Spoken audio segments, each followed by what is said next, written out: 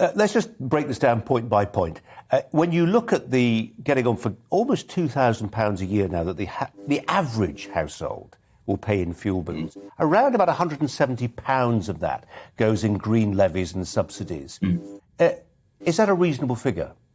Well, in the run-up, we knew today was going to happen. We knew the price rise was going to be around about 50%. It's now been declared as 54%. So I've been throwing into the pot of government my thoughts about how that could be ameliorated, because we knew there'd be some sort of scheme.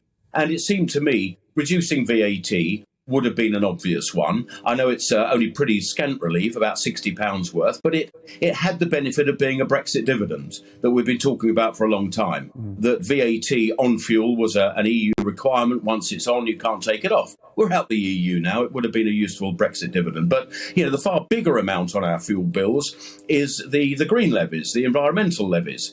So, if this renewable energy is so good, why is it so expensive? And it doesn't seem to be able to stand up on its own without a very big subsidy from the rest of us. That doesn't seem to me to be a very sensible means of energy policy, which is costing the lower paid a very high proportion of their take-home pay. So it seemed to me that was the better way of doing it. But saying that, to Rish's credit, he's come up with quite a novel scheme. Not the way I'd have done it, but the loan scheme is rather complex, and is predicated. Now, this is where it could all go horribly wrong, Colin. Is predicated on energy prices being lower in the future. So we'll get a discount now, but we'll have to pay that discount back in the future, with the hope that energy prices will fall, and that extra £40 we have to pay a year over 5 years will not be so painful. Now, so there's a big if over that. Yeah. There is the quite novel, I must say, the A to D on council tax will get a £150 rebate.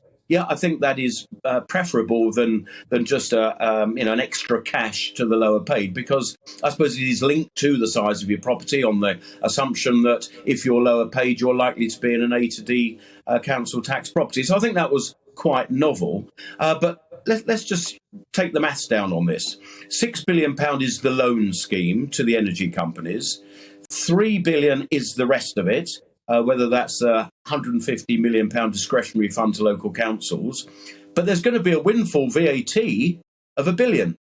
So the real cost to the Treasury on this whole scheme is £2 billion. So it's not perhaps quite as generous as we first thought.